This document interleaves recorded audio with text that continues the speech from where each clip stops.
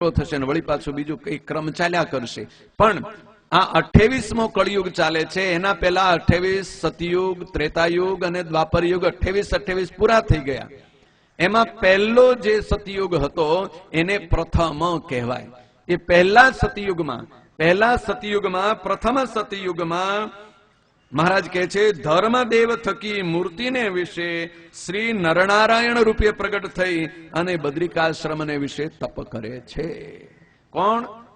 એ જે આગળ જેના વિશેષણ આપ્યા એવા જે ભગવાન પુરુષોત્તમ નારાયણ, તે પ્રથમ સતયુગમાં જ્યારે સંકલ્પ સૃષ્ટિ હતી.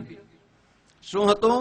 જગતમાં સર્જન કરવાનું હોય, દીકરો જતો હોય, સંકલ્પ કરે અને સામે દીકરો આવીને ઉભો રહેતો. જેટલા જેટલા માણસો હતા એ બધા જ કલ્પ વૃક્ષો જેવા હતા. જે સંકલ્પ કરે એ મળે. એટલે બ્રહ્માજીએ સંકલ્પ કર્યો કે મારે 4 દીકરા જોઈએ. અને બ્રહ્માજીએ જ્યાં સંકલ્પ કર્યો એટલે સામે તરત 4 દીકરા આવીને ઉભા રહ્યા.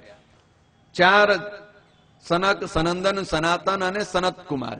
એટલે બ્રહ્માજીએ મને ઉપદેશ આપ્યો. બ્રહ્માજીના ઉપદેશ સાંભળી અને સનકાદિકોને વૈરાગ્ય થયો કે આ સંસાર તો દુઃખરૂપ છે, આપણે સંસારમાં જવું નથી, ભાગો.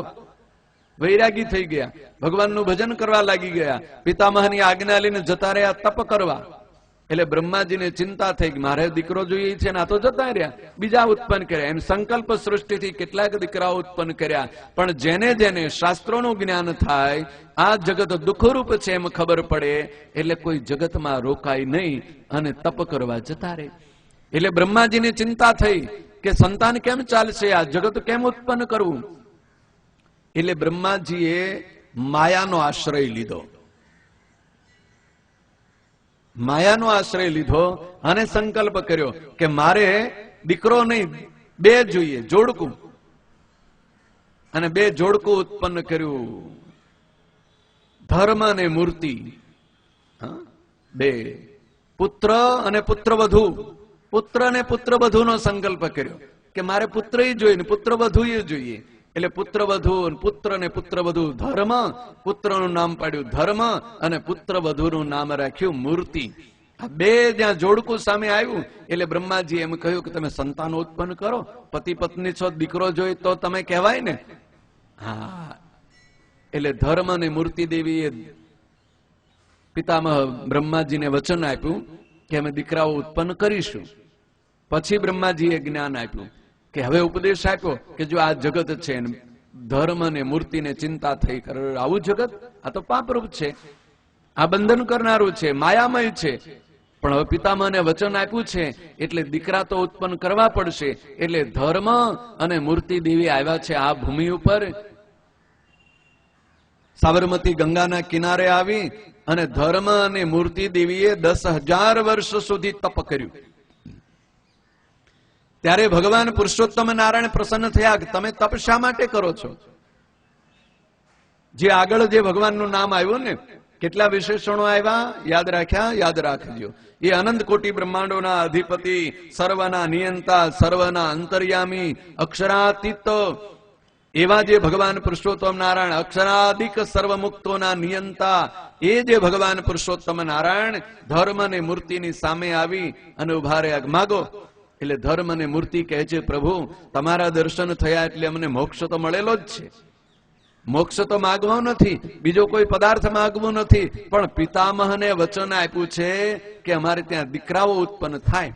પણ અમારે એવા દીકરા જોતા નથી, અમારે તો તમારા જેવા ગુણવાન, તમારા જેવા ઐશ્વર્યવાન 4 દીકરા જોઈએ. અને ભગવાને માગવાનું કીધું ને પછી ના પાડે, ફરી તો ન જાય ને, તો આપણે ફરી જઈએ ને. માણસ ફરી જાય. એ તો કાલ કીધું તો કાલ અનુકૂળતા હતી ને આજ અનુકૂળતા નથી.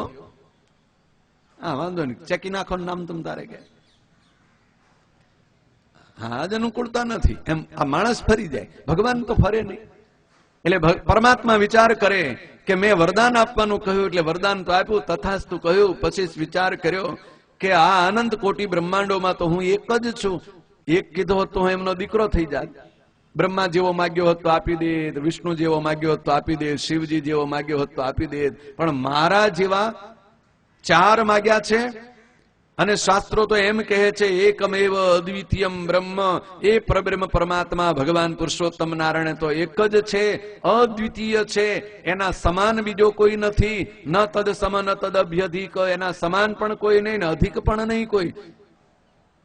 એટલે હવે તો છૂટકો જ નથી. અને પછી આપેલું વરદાન સત્ય કરવા માટે સ્વયં પરમાત્મા ભગવાન પુરુષોત્તમ નારાયણ ધર્મ અને મૂર્તિને આંગણે 4 રૂપ ધારણ કરીને પુત્ર રૂપે પ્રગટ થયા. એકના એક ભગવાન 4 રૂપ ધારણ કરી અને પુત્ર રૂપે પ્રગટ થયા. ધર્મ અને મૂર્તિ દેવી આ સાબરમતી ગંગાના કિનારે સરસ હિંડોળો બાંધ્યો. દેવતાઓ આવ્યા, ઋષિ મુનિઓ આવ્યા અને પુષ્પનો હિંડોળો બનાવ્યો અને પુષ્પના પારણિયા ઉપર બેસાડી અને ભગવાનને ઝુલાવ્યા. બરોબર ફાગણ વદ એકમની તિથિ હતી, ઉત્તરા ફાલ્ગુની નક્ષત્ર હતું અને ભગવાન પ્રગટ થયા 4 રૂપ ધારણ કરી. એટલે ધર્મ અને મૂર્તિ દેવીએ મોટા પુત્રનું નામ રાખ્યું નારાયણ, બીજા નંબરના પુત્રનું રાખ્યું નામ નર, ત્રીજા નંબરના પુત્રનું રાખ્યું નામ હરિ, ચોથા નંબરના પુત્રનું નામ રાખ્યું કૃષ્ણ. નારાયણ, નર, હરિ અને કૃષ્ણ, આ 4 પુત્રનો પ્રાગટ્યોત્સવ ધામધૂમથી ધર્મદેવ અને મૂર્તિ દેવી ઉજવ્યો. કેટલાક ઋષિ મુનિઓ, તપસ્વીઓ, યોગીઓ અને દેવતાઓ ભગવાનના દિવ્ય 4 સ્વરૂપના દર્શન કરીને પુષ્પોનો વરસાદ કરતા મળ્યા અને જાત જાતના વાજિંત્રો અને કીર્તનો અને ભજનો ગાતા આનંદનો ઉત્સવ કર્યો. રંગબેરંગી પુષ્પની વરસાદ થવા મળ્યો અને ધર્મને તો આનંદનો કોઈ પાર નથી. પણ ભગવાન છે ને, 5 વર્ષની ઉંમર થઈ જનોઈ મળી એટલે નારાયણ માતા પિતાની પાસે આવીને કે હે પિતાજી, મારે તો તપ કરવા જવું છે, ભગવાન ભજવા જવું છે. આ બહુ સમજવા જેવી વાત છે. ભગવાન નારાયણ કહે છે પ્રભુ પિતાજી મારે તપ કરવા જવું છે. એટલે પિતાજીને ધર્મ સંકટ કહેવાય ને, પણ શાસ્ત્ર એમ કહે છે કે જે પિતાનો પુત્ર ભગવાન ભજવાનું કે એના તો ધન્ય ધન્ય ભાગ્ય થઈ જાય. હવે એ ના જો પાડે, અહીંયા સંકટ બહુ મોટું છે. જો બાપ દીકરો એમ કે મારે તપ કરવા જવું, ભગવાન ભજવા જવું, અર્થાત સાધુ થઈ જવું એમ કે બાપ જો ના પાડે તો એના જેટલા જન્મ જન્માંતરોના સત્કર્મ હોય એ ત્યાં સમાપ્ત થઈ જાય, પૂરા થઈ જાય, જતા રહી જાય, શૂન્ય બની જાય. એટલે ધર્મ વિચાર કરે છે કે મારા પુત્ર જો ભગવાનનું ભજન કરવા જાય મારાથી ના કેમ પડાય. એટલે ધર્મદેવે તો આશીર્વાદ આપ્યા, મૂર્તિ દેવી આશીર્વાદ આપ્યા. બહુ સારું, હે નારાયણ તમે તપ કરો, ભગવાનનું ભજન કરો. જ્યાં નારાયણ ચાલતા થયા એટલે બીજા નંબરના પુત્ર નર આવી અને પિતાજીને એમ કે પિતાજી મારા મોટા ભાઈ તપ કરતા હોય તો મારે નાના ભાઈનો ધર્મ છે કે ભાઈની સેવા કરવા જવું, તો મને સેવા કરવા જવાની રજા આપો.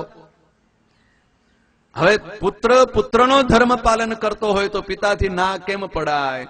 એટલે નરને પણ ધર્મ અને મૂર્તિ દેવી આશીર્વાદ પૂર્વ નર અને નારાયણ આ જગ્યાએથી સીધા જ બદ્રિકાશ્રમ ધામમાં ગયા અને જગતના અનંત જીવાત્માઓના હિત માટે કઠોર તપ કરવાનો પ્રારંભ કર્યો. પોતાને તપની જરૂર નથી, પણ આ જગતના જીવાત્માને આત્યંતિક મોક્ષ મળે, પરમાત્માના સ્વરૂપનું જ્ઞાન થાય, એટલા માટે તપનું ફળ જે ભગવાન નરનારાયણનો આશ્રિત થાય એને આપી દે છે. જે ભગવાન નરનારાયણનું પૂજન કરે, એનો આશ્રય કરે, એને વંદન કરે, એને તપનું ફળ સ્વયં પરમાત્મા બે સ્વરૂપ ધારણ કરીને કરતા તપ એ તપ આપી દે છે. મહારાજ અહીંયા એ કહે છે કે નરનારાયણ રૂપે પ્રગટ થઈ અને બદ્રિકાશ્રમને વિશે તપ કરે છે. કોણ તપ કરે છે?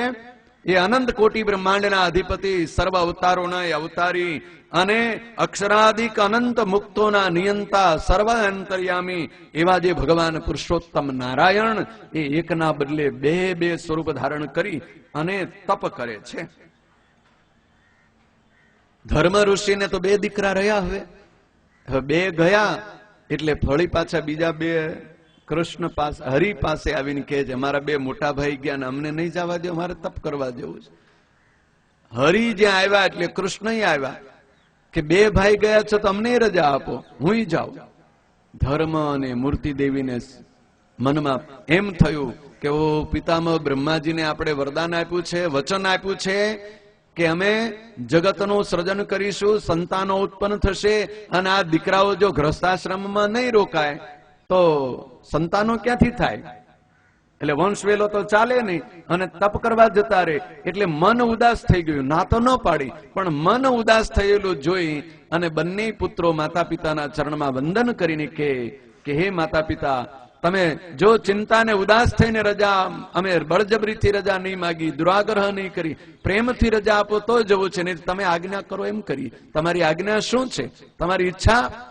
એટલે ધર્મ અને મૂર્તિ કહે છે કે અમારી ઈચ્છા તો કઈ નથી, પિતામહ બ્રહ્માને વચન આપ્યું છે, એટલે તમે જો ગૃહસ્થાશ્રમી બનો એવી અમારી ઈચ્છા. એટલે માતા પિતાની ઈચ્છાને આધીન થઈ હરિ અને કૃષ્ણએ ગૃહસ્થાશ્રમ સ્વીકાર કર્યો.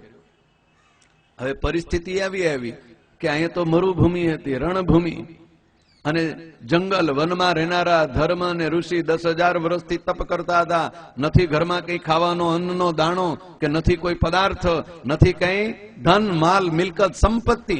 હવે ગ્રસ્તાશ્રમી થવું હોય એ તો તમને બધાને બહુ ખબર છે ને કેમ થવાય.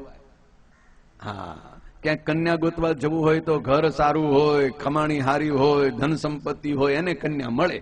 હવે અહીં કન્યા મળે કેમ?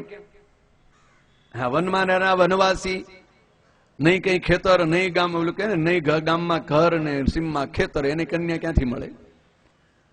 હવે પિતાજીએ આજ્ઞા કરી, માતાની ઈચ્છા છે, એટલે હરિ અને કૃષ્ણએ પોતે સ્વયં પરમાત્મા છે, એટલે પરમાત્માએ પોતાના ઐશ્વર્યના બળે કરી, પોતાના પ્રતાપે કરી, અને ભગવાન હરિએ વૈકુંઠ લોકની રચના કરી અને વૈકુંઠ લોકના અધિપતિ થયા. કમાવા જાય કેટલી વાર લાગે? એટલી બધી માલ મિલકત ક્યાંય રાજા કોઈનું રાજ પડાવી તો લેવાય નહીં, એ તો અધર્મ થાય. એટલે રાજ ન પડાવ્યું, ક્યાંય કમાવા ન ગયા, પણ પોતાનું ઐશ્વર્ય હતું, પોતાના પ્રતાપે કરી અને વૈકુંઠ લોકની રચના કરી અને વૈકુંઠ લોકના અધિપતિ થયા. અને વૈકુંઠપતિ એવા ભગવાનના કંઠમાં સાગર તનયા લક્ષ્મીજીએ વરમાળા પહેરાવી દીધી. એટલે લક્ષ્મી નારાયણ સ્વરૂપે વૈકુંઠના અધિપતિ થઈને રહ્યા. સૌથી નાના કૃષ્ણ, એમણે પોતાના જ ઐશ્વર્ય અને બળ અને પ્રતાપથી, પોતાના જ પ્રભાવથી ગોલોક ધામની રચના કરી અને ગોલોક ધામના અધિપતિ થયા. અને પોતાની જ ઐશ્વર્ય શક્તિ એવી રાધિકાજીની સાથે પાણી ગ્રહણ કરી અને રાધા કૃષ્ણ સ્વરૂપે ગૃહસ્થાશ્રમનો ધર્મ સ્વીકાર કર્યો. જ્યારે જ્યારે પૃથ્વી ઉપર ઋષિ મુનિઓ અને મનુષ્યોને કષ્ટ પડે ત્યારે વૈકુંઠમાં જાય, ગોલોકમાં જાય, અને વૈકુંઠમાંથી ભગવાન અવતાર ધારણ કરીને રામ રૂપે પ્રગટ થાય. ગોલોકધામમાં ઋષિ મુનિઓ પ્રાર્થના કરવા જાય, ગોલોકધામના અધિપતિ આ પૃથ્વી પર શ્રી કૃષ્ણ રૂપે પ્રગટ થઈ અને જગતના જીવ માત્રના કષ્ટ અને દુઃખને દૂર કરે. આવા 24 અવતારો આ પૃથ્વી પર વૈકુંઠમાંથી થયા અને ગોલોકધામમાંથી થયા. હા, પણ જે અક્ષરધામના અધિપતિ ભગવાન પુરુષોત્તમ નારાયણ, જેણે 4 આ સ્વરૂપો ધારણ કર્યા છે, 2 સ્વરૂપે બદ્રિકાશ્રમ ધામમાં મહારાજ કહે છે તપ કરે છે. આવા 4 સ્વરૂપો ધારણ કરનારા, આ પૃથ્વી પર વારંવાર અવતાર ધારણ કરનારા એ ભગવાન પુરુષોત્તમ નારાયણ મહારાજ કહે છે કે બદ્રિકાશ્રમમાં તપ કરે છે. અને વળી તે શ્રી નરનારાયણ તે પૃથ્વીને વિશે કોઈક કાર્યને અર્થે મત્સ્ય, કચ્છ, વરાહ, વામન, રામ, કૃષ્ણ આદિક જે દેહ તેને ગ્રહણ કરે અને તે પોતાને દેહ કરી અન્ય જીવના દેહાભિમાનનો ત્યાગ કરાવીને અને બ્રહ્માભિમાનને ગ્રહણ કરાવીને પોતાના દેહને અને અન્ય જીવના દેહને સમ દેખાડે છે.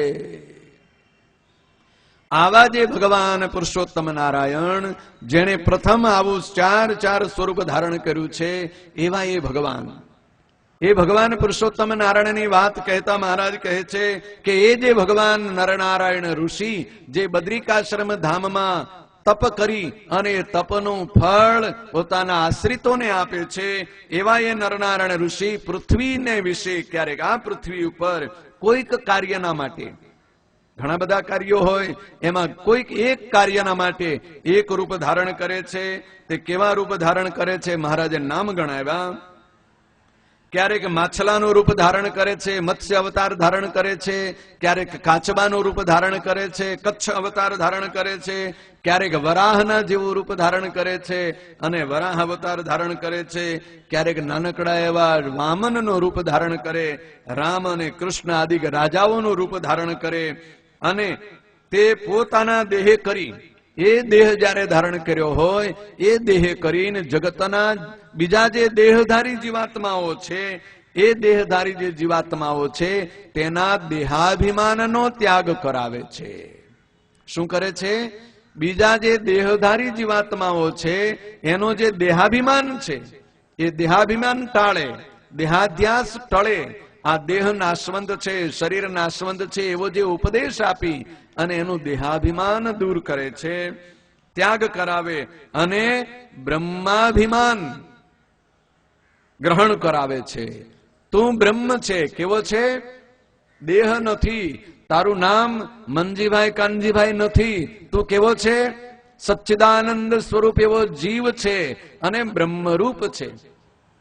3 દેહ અને 3 અવસ્થાથી વિલક્ષણ છે. તારામાં 3 ગુણ નથી. સત્વગુણ નથી, રજોગુણ નથી, તમોગુણ નથી. તું જાગતો નથી, તું સૂતો નથી, તું સ્વપ્નમાં નથી. જાગ્રત, સ્વપ્ન કે સુષુપ્તિ તને નથી. સ્થૂળ સૂક્ષ્મ ને કારણ એ શરીર તારા નથી. એમ દેહાભિમાન છોડાવી અને બ્રહ્માભિમાન ગ્રહણ કરાવે. તું તો બ્રહ્મ છે, સચ્ચિદાનંદ સ્વરૂપ એવો બ્રહ્મરૂપ છે. એમ બ્રહ્માભિમાન ગ્રહણ કરાવે છે અને પોતાના દેહને અને અન્ય જીવના દેહને સમ દેખાડે છે, સરખા બતાવવા માટે. કેમ કે એવી વાત ક્યારે સમજવામાં આવે કે જ્યારે પોતાનો કોઈ સજાતીય હોય અને એ સજાતીય આવી અને જ્યારે કંઈક વાત કરે ત્યારે એ જીવાત્માને એ વાત માન્યામાં આવે. એટલે જીવના જેવો જીવ દેહ ધારણ કરી અને પછી જ્યારે એને દેહાભિમાન દૂર કરાવી અને બ્રહ્માભિમાન કરાવે, એ બ્રહ્માભિમાન કરાવી અને સમ દેખાડે છે. પોતાના દેહને પણ સમ દેખાડે અને જીવના દેહને પણ સમ દેખાડે. એટલે ભગવાન સ્વામિનારાયણ જ્યારે પૃથ્વી પર વિચરણ કરતા હોય ત્યારે કેવા લાગે? સાથે ગોપાળાનંદ સ્વામી, મુક્તાનંદ સ્વામી, બ્રહ્માનંદ સ્વામી હોય, સુરો ખાચર, અલૈયો ખાચર, દાદો ખાચર હોય.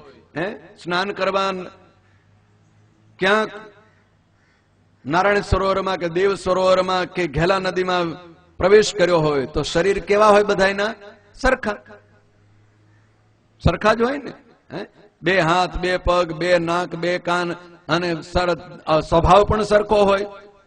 શિયાળો આવે તો ઠંડી વાય, બધાને વાય, ભગવાનને વાય ઠંડી. અહીં પહેર્યા છે ને કેવા વસ્ત્રો પહેરેલા હતા.